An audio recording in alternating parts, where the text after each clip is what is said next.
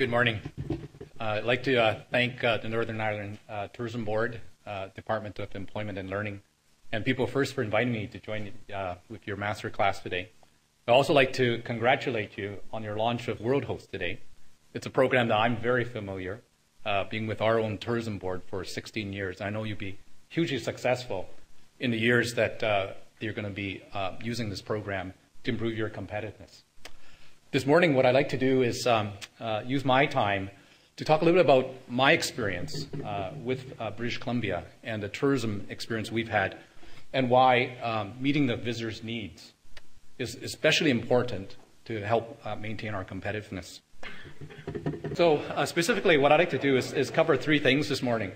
Why customer service is important to the destination. I'm going to take a destination perspective. Many of you would take a look at your own individual businesses or organization, but as Northern Ireland or as British Columbia, what do we need to do in the destination?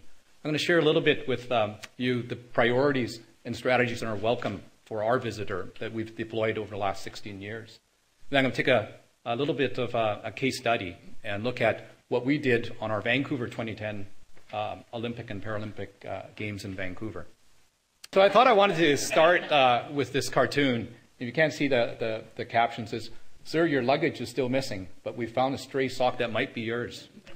And I think that I want to use this cartoon because many of us in our travels might have lost luggage or experienced it. And I remember the horror that happened when my wife of 25 years ago in our honeymoon, we live in Victoria, which is the west coast of Canada, and we were on a honeymoon, and we took a flight into Honolulu, Hawaii. We arrived pretty close to midnight. We looked for our luggage, and guess what? It didn't arrive. So we went to the customer service counter, talked to the customer service clerk, said, "Sorry, sir, and ma'am, your luggage is lost, but here's a local number, and we'd like you to call it every couple of days," which we did. The long and short of it, we called every day. We called every couple of days, but the luggage didn't arrive for a 10-day honeymoon. No jokes, please. But we followed up, and there was no follow-up from the airline, and no apology and anything. So needless to say, we weren't very impressed. We went back home. We told our friends, we told our family, said, "Don't ever fly that airline," and we never have since. So later on in my life, as I've been in our hospitality industry, thank you, I found out we were not very untypical. In today's research, this is some stats from the International Customer Service Association, that customer service is really important, is a key differentiator. Some of the stats say 93% of customers indicate that quality customer service is extremely important to your brand loyalty. Companies that have a focus on customer service, high emphasis on customer service, show a 12 times better return on sales than companies that do not. And 68%, 7 out of 10 customers will stop doing with a business because of poor customer service, yet 95% of them will continue if that problem is solved satisfactorily and quickly to their satisfaction. And 7 out of 10 customers will leave a company because of the inattention of frontline employees.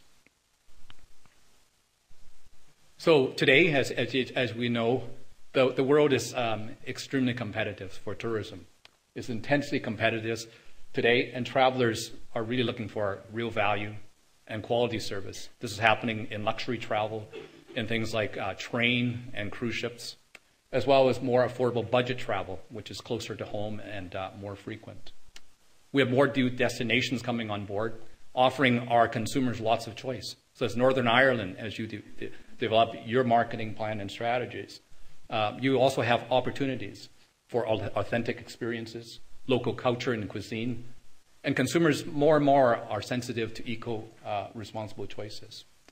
Technology and internet has fundamentally changed the way of travel. In North America and Canada, 82% of households access the internet. I'm not sure what it is in Europe, but of those travelers, 88% now use the internet for booking. It's no longer for searching and planning, but 88% will book their hotels, book their restaurants, book their air travel. And they're hungry to share their experiences on social media, Facebook, Twitter, Foursquare. So instantaneously, your customers, our customers, are able to share their experiences. So if they have a bad experience, no longer do they wait till afterwards, like our honeymoon, in the case of my wife. They're able to share it along the way. So that is broadcasting across a whole range of the world about their experience. And they're starting to trust not only the formal reviews, but they're trusting traveler reviews. In fact, 88%, again, the same statistic that we've seen from the numbers, are starting to look at the reviews of other travelers. So I noticed that, what does it mean for Northern Ireland? You have a 10-year plan and going to the year 2020 with some fairly bold and aggressive targets to build your visitation as well as your revenue. And more importantly, as David mentioned, you've seen the opportunity of trying to build momentum around a series of key marquee events in 2012. Well, I'd like to say that there's many parallels of your experience and what you're about to launch with what British Columbia did in our tourism industry over the last 10 years. I'd like to share some of the highlights of that. Tourism in our province, which is about 4.4 million people, and about 2.5 of that is in Vancouver, has been one of the fastest growing sectors in the last decade. In fact, today it's about $6.3 billion in gross domestic product. In our last decade, it's grown faster than the rest of our economy. It's in fact, in GDP, it's ahead of our traditional industries of forestry, mining, and agriculture.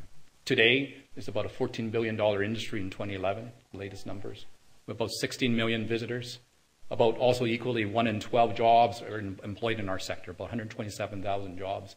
We have over 18,000 businesses in our industry. And most of them are small businesses. 75% of them are less than 10 employees. But it's a significant contributor to our provincial government revenues at $1.2 billion. And our products are quite diverse. We have over 50 different product sectors, from golf, ski, fishing, and like. Our equivalent of the Northern Ireland Tourism Board is Tourism British Columbia, and has a legislative mandate to not only market the province, but to provide information to our visitors, as well as to encourage and develop the standards of our accommodation, as well as professionalism in terms of our human resources and to collect research.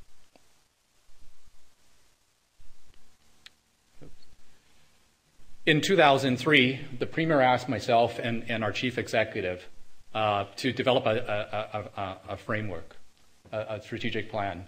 He wanted to see our industry grow from then $9 billion and double it to $18 billion over a 10-year time frame.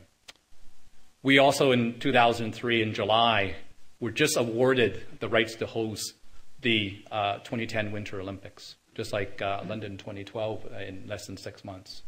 So what we did was look at a strategic framework that looked at demand strategies to increase our visitor. Either we were going to increase more visitors to come to British Columbia, get them to stay longer, or to produce higher yield visits from them.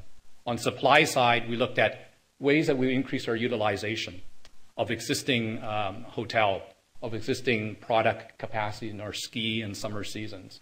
Either we're going to add a new capacity, new products, again, higher yield. There are 4 strategies. On the demand side, we looked at increasing our marketing resources. We developed an Olympic strategy. On supply side, we looked at our physical infrastructure, the quality of our highways, quality of our airports, quality of our welcome. And very importantly, we looked at our visitor experience and how we can improve that at the local community as well as the provincial levels. I think looking back, I think there were 3 really key strategic investments that we made. One, it's not as obvious when I talk about it, but I call it connectivity. And that was to develop, using technology, recognizing the trends that internet and technology would bring in a travel world, to develop a destination management system that we could provide one version of the truth, as we called it, for all the digital information that would be about our product experiences, our 180 communities, and the 17,000 tourism businesses in the product, so that as we contain that information, we could provide it across all our channels to our customer, across web, our visitor information centers, as well as our publications to reach those markets. We developed a strategy before the Olympics to raise the awareness of our destination, to shape our brand and the messaging, and specifically around the games time, so that with that increased awareness of British Columbia, we could then convert that interest into increased visitation in the decade to follow. And very importantly, you've heard about the importance of coordination and partnerships.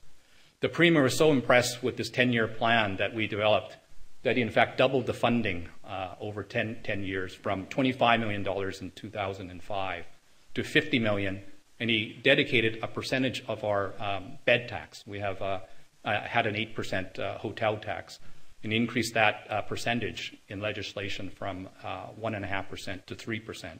So our funding annually for the 10 years went up to $60 million to help all these efforts. This slide shows the consumer purchase cycle, and it organizes the activities that we engage from a tourism perspective, just like you would be in a business. We create awareness of our destination through our brand and advertising. We stimulate the interest of a traveler by engaging them in terms of a little more detailed information about their activities that they can engage in when they come into British Columbia, and we help facilitate the purchase. And very importantly, on the loyalty side, we want to make sure that there's a quality of the experience so that as a traveler, you come and enjoy British Columbia, that you're able to recommend and encourage a repeat visitation. Our brand is Supernatural British Columbia. It's a brand that we've had for 30 years in our province, and it's extremely high level awareness in our North American markets. We market ourselves as a four-season destination. We are known as a outdoor destination, as you see in here. But we also market and position ourselves as sophisticated city experiences, and also to enjoy the diverse but warm welcome of our British Columbians. Our key markets, to no surprise where we are on the west coast of Canada, are mostly North American, Canada, US. About 50% of our revenue is from here. Other key markets for ourselves are in Europe, particularly the UK and Germany, which makes up about 12% of our revenue. The Asia Pacific is about 8%, and Australia, South Korea, and Japan. And we have emerging markets in China, Mexico, and India. For each of these markets, what we do is customize the information to our travelers' preference and interest. And so across all channels, where it's advertising, our media relations, our online, it's customized to that. I talked a little bit about our one version of the truth. And over the last decade, we've significantly invested in the use of online marketing channels. We've developed 9 market-based websites. They're not only translated into languages, but the content that we use this for, and it's our hellobc.com website, has significantly increased to today, which is about 7 million visits to our various websites. So if you go to hellobc.com, not only you will get the language that you want to be able to plan your trip, but also inside we're able to provide a lot more information to engage you about the different travel activities. So some of them are, we use social media in terms of our interest to be able to provide videos. We have travelers blogs that describe travelers' experiences about the different locations that they visit in BC. Here's one example of a campaign. This was actually following our Olympics that we engaged in the San Francisco market, which is a very key market for us in the United States. We took success of our Olympics, and we brought our experience of British Columbia right down into San Francisco. So we took over one of the busiest public squares in downtown, and we brought an experience with a zip line. We had interactive storefront displays. Aboriginal cultures is a very important, distinct part of our visitor experience.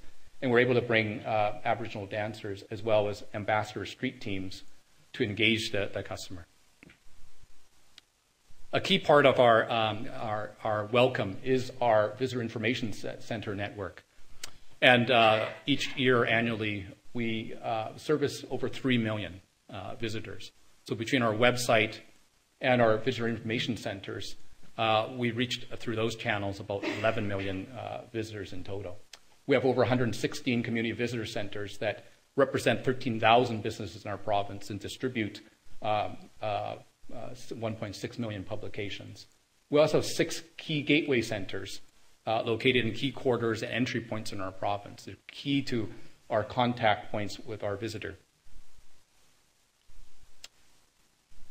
Here's an example of one of our centers in the British Columbia Alberta border, which is by our BC Rockies in Godin, which was constructed in 2006.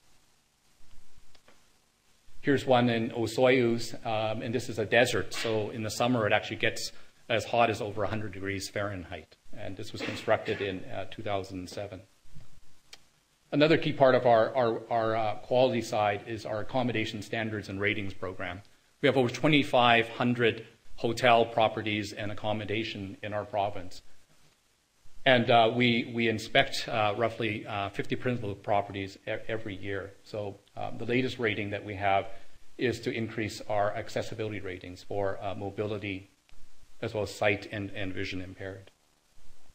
Our WorldHost program is, you're launching today, is a program that's critically important.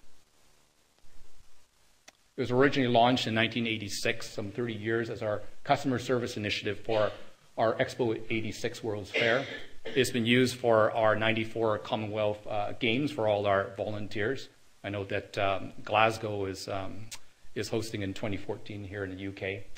And I noticed that Belfast is in 2013 hosting the Police and Fire Games. And we used this program as well for all the volunteers and the welcome for our 2009 WorldHost program for the police games, and of course our Olympics.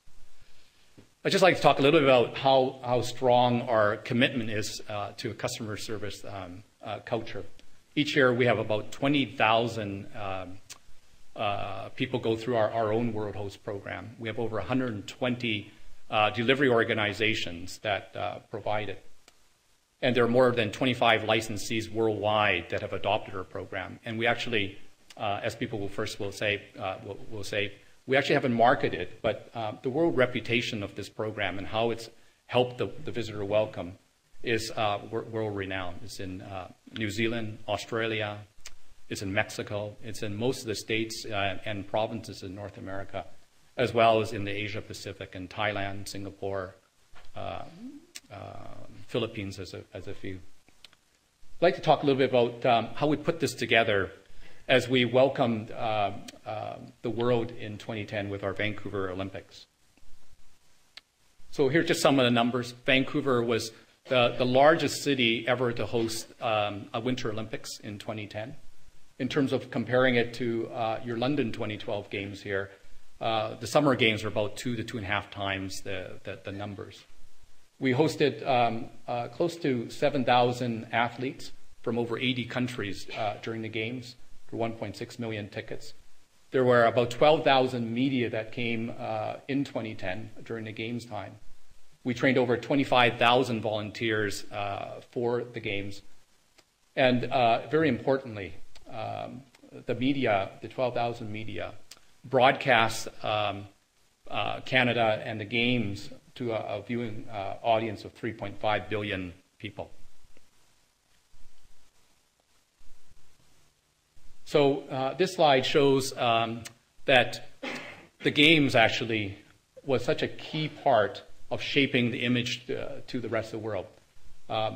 Future Brand is one of 2 major companies that do branding of countries, and they, in this survey that they've done for 7 years, rate different countries, about 108 countries worldwide, based on 3,000 travelers, business and leisure travelers that travel. And in Canada, it's particularly impressive. In 2006, we were rated the 12th country brand, 12th place. And it moved by 2010, and they credit the Olympics and the images that were broadcast around the world to first place.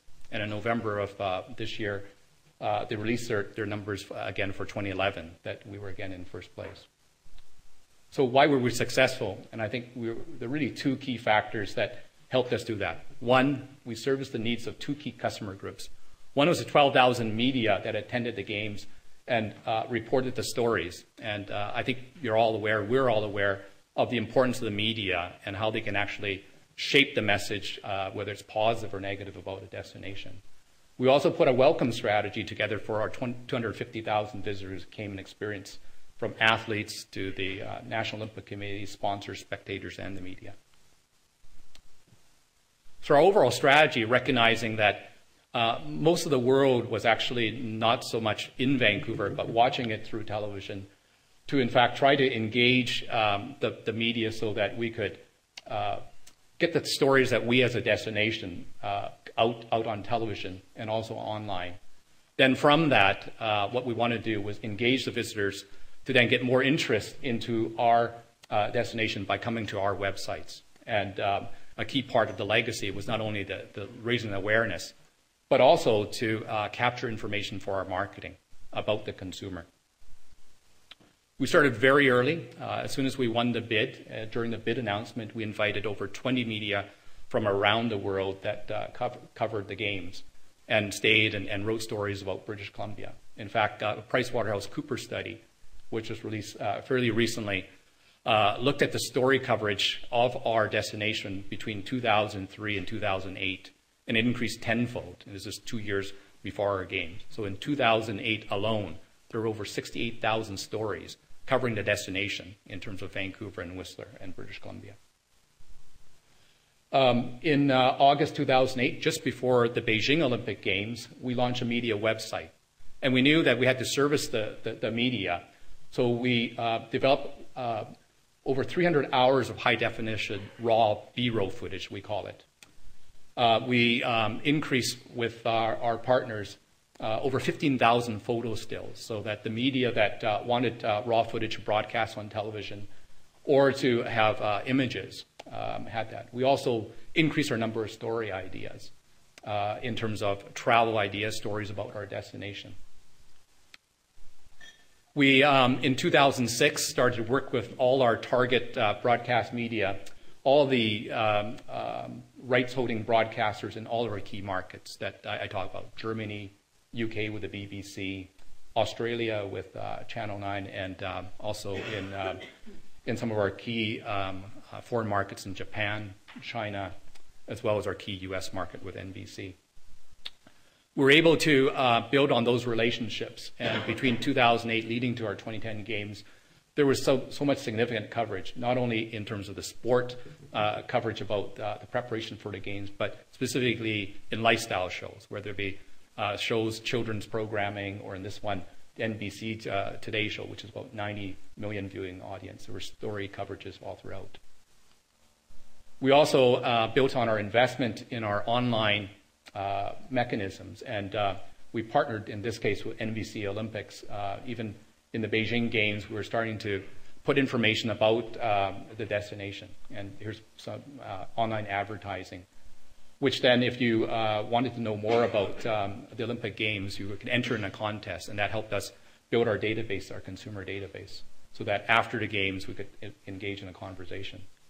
Here's a picture of Vancouver, let's say Victoria, of our convention center, and the new one that's there's a pointer here, that was just completed 8 months before the games, and that was our main broadcast center for all of the 12,000 media.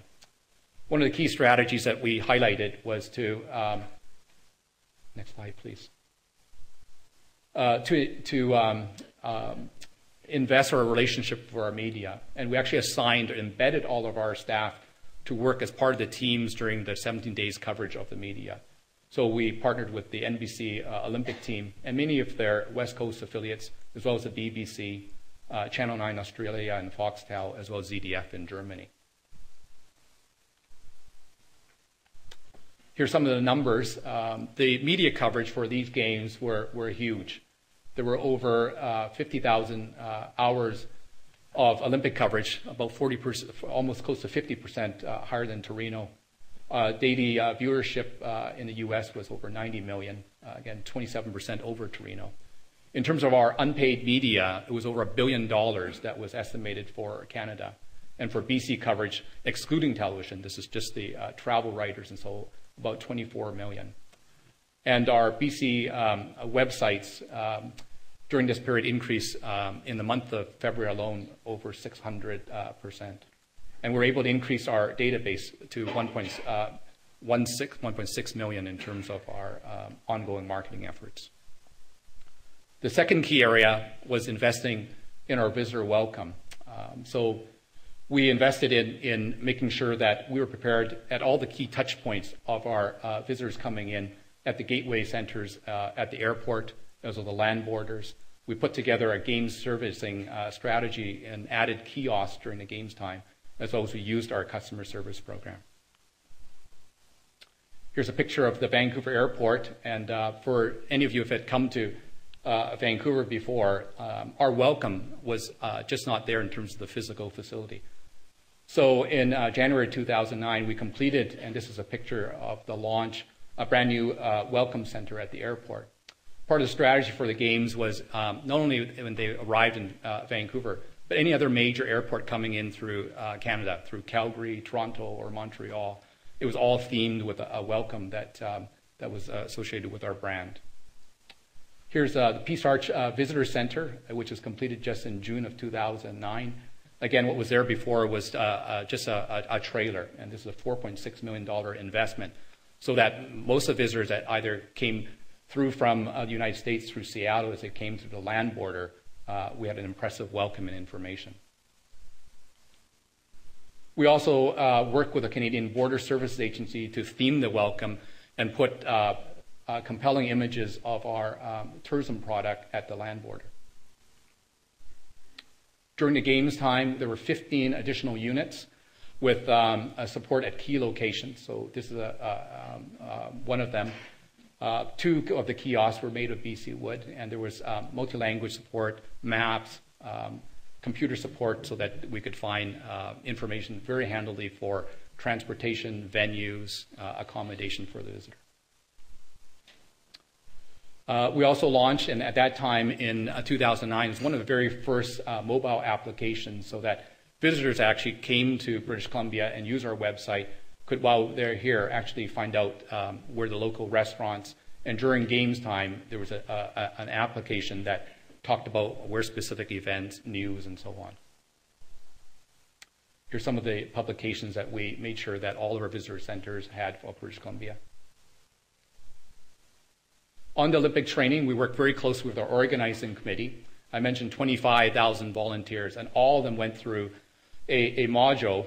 We also worked with our hospitality industry to make sure that outside the venues, that restaurants, accommodation, transportation went through our ambassador workshop, which I understand for Northern Ireland you will have.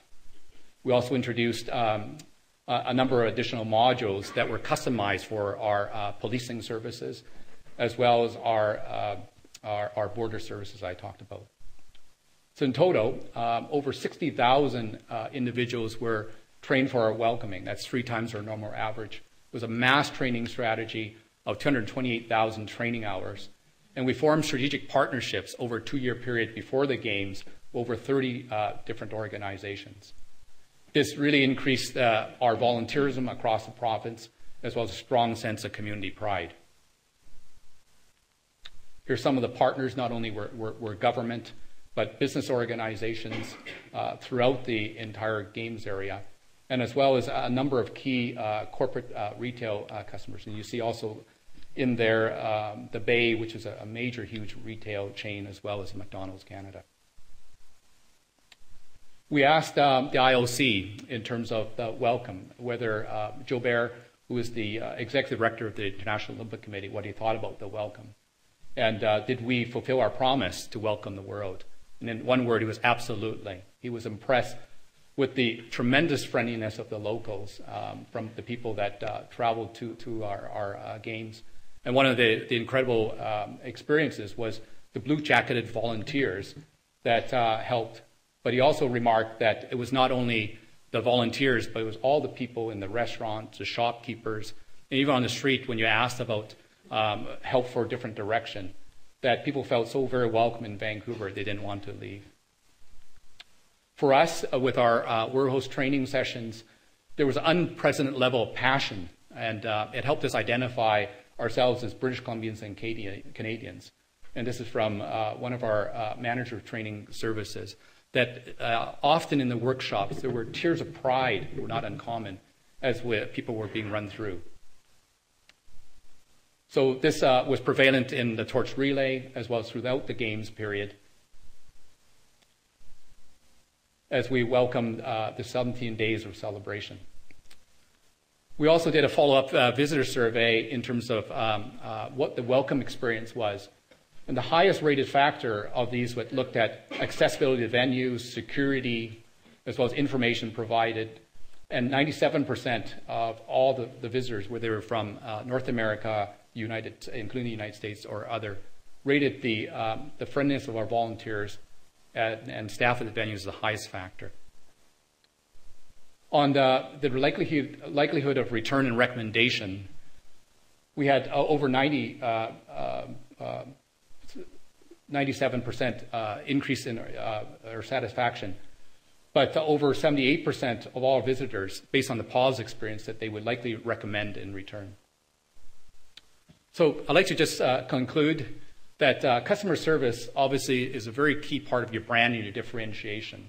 While we often think that it's just friendly locals, it's a lot more than that. It's the tools, the training, it's all the touch points that a customer comes across in the destination. And in British Columbia, we recognize that, and it's very key that we put in terms of our marketing as well as our infrastructure to support the customer at each stage of their decision making and their experience.